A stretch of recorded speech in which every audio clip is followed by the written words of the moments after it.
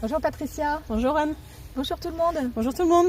Alors là, on est dans la série des pourquoi comment, donc une petite séquence sur le mental. Parce que moi, je me pose toujours plein de questions et je me demande pourquoi on est souvent dans notre mental, dans nos pensées. Est-ce que tu sais qu'il paraît qu'on aurait 60 000 pensées par jour? C'est incroyable. Et souvent, on nous dit qu'il y a beaucoup de pensées négatives en plus parmi ces 60 000 pensées. Alors pourquoi on en a autant et comment on peut faire pour sortir de cette sorte d'emprise? Alors de base, il ne faut pas forcément dire que ce soit le vide dans la tête. Souvent quand on entend les personnes méditer pour apprendre des méditations, pour faire le vide ou autre, c'est pas faire le vide, c'est en fait les pensées elles sont là, c'est normal.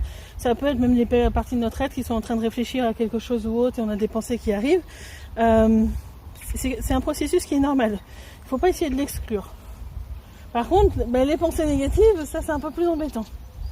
J'avoue que moi j'en ai peu, mais dès que j'ai une pensée négative, moi je me pose la question où est-ce qu'elle vient, d'où est-ce que ça vient, quelle est l'origine, est-ce que j'ai un pardon à faire, est-ce que j'ai des non-justice à faire.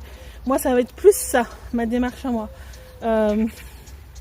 Si à un moment donné il y a une tristesse, c'est pas forcément aller à l'encontre de la tristesse. Alors si l'environnement n'est pas adéquat, peut-être que je vais la réfréner un petit peu le temps que j'arrive chez moi ou à un lieu adéquat pour que les larmes puissent couler et tout ça, parce qu'on n'est pas toujours sur un lieu adéquat, ça on peut le concevoir, mais par contre il faut toujours laisser la tristesse, surtout s'il y a des larmes, parce que les larmes c'est quelque chose, un liquide qui épure beaucoup. C'est très important de pleurer. On dit des fois, on entend parler des âmes, ils ne doivent pas pleurer, ou sois fort, ne pleure pas. Non, pleurez. Mais les pensées, elles seront là, c'est normal qu'elles soient là. Après, vérifier l'intention et la qualité d'information. Par exemple, une pensée, ça peut être, en fin de compte, une manipulation qui peut être à l'encontre de nous. Et on peut essayer de nous manipuler, donc faire les demandes en justice. Ça peut être aussi simplement, comme j'ai dit, les parties de l'être qui sont en train de travailler, je sais pas, demain j'ai un entretien d'embauche, les parties de l'être, elles ont été chercher des informations sur la société dans le subtil, l'environnement de travail, quelles sont les questions qui pourraient être posées, etc. Il y a vraiment aussi tout un travail qui peut se faire à ce moment-là dans le subtil. Et là, elles sont en train de plancher. S'il pose cette question, il faudrait que je réponde ça ou autre. Et des fois, c'est pour ça qu'on pense à l'avance à certaines situations qui arrivent.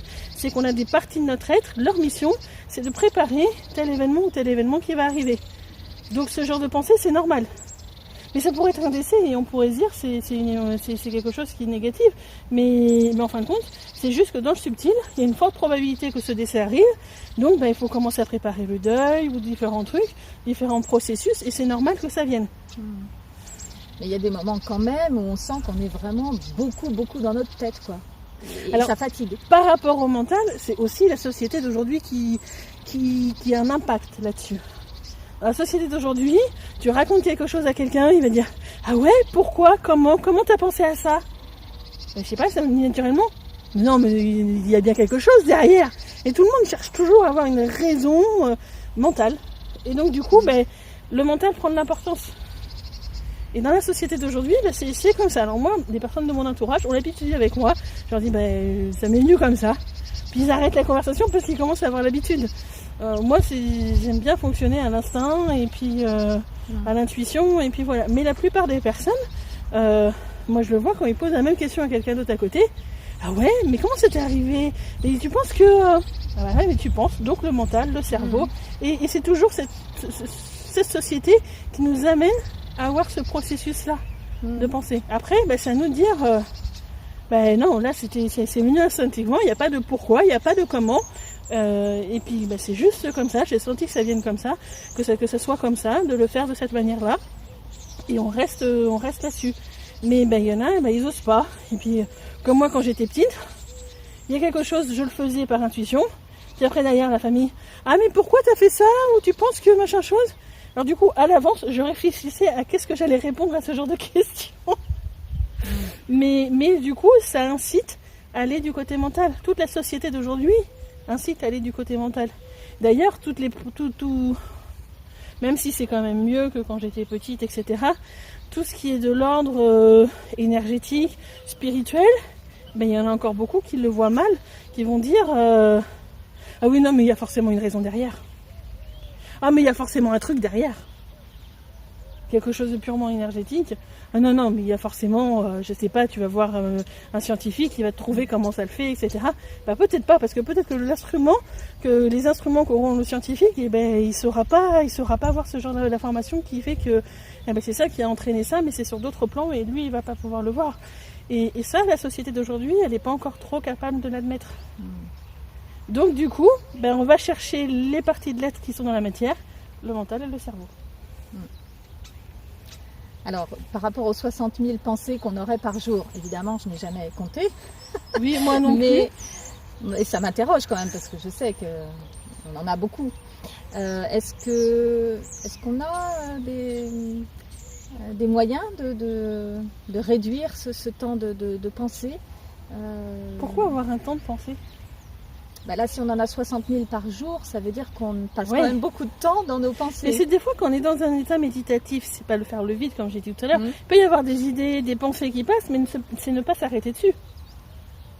C'est-à-dire, ok, elle passe, mais c'est comme si c'était un bruit de fond et ça passe, mais je m'en souviens plus dès qu'elle est passée. Et à partir de là, tu t'arrêtes pas dessus. Et tu peux faire totalement autre chose pendant qu'il y a une autre pensée. Donc au final, ça restreint pas ton temps. Je comprends que c'est compliqué, c'est ça? Non, mais néanmoins, je pense que ça prend de l'énergie quand même d'avoir toutes ces pensées. Quand tu lâches prise et que il y a juste celles qui vont t'interpréter parce que tu as quelque chose à conscientiser dans la matière par rapport à ça, ça ne te prend pas de l'énergie. D'accord. Okay. Mais il faut savoir faire ce lâcher prise mais des fois ça peut être... Je sais par exemple que sur certaines vidéos, il y a un peu de bruit de fond, du vent qui est venu alors qu'on pensait pas qu'il y avait du vent. Mais là on a oublié les micros, donc... Voilà, bah, c'est pas grave. Mais du coup, il y a ces bruits-là. Mais est-ce qu'on peut faire abstraction de ce bruit pour se concentrer sur le message qui est indiqué? Alors moi, dans ces cas-là, j'essaie d'aider en mettant des sous-titres, il faut lire un petit peu ou autre. Bon, j'avoue, sur celle sur l'amour, je déconseille le son parce qu'il va faire mal de tête tellement il y a de vent. Mais du coup, on peut arriver à faire extraction d'un son extérieur pour se concentrer juste sur quelque chose. On peut avoir une pensée, mais être concentré sur ce que l'on fait. Et la pensée, on la voit pas, c'est pas grave. Bon. C'est tout un processus.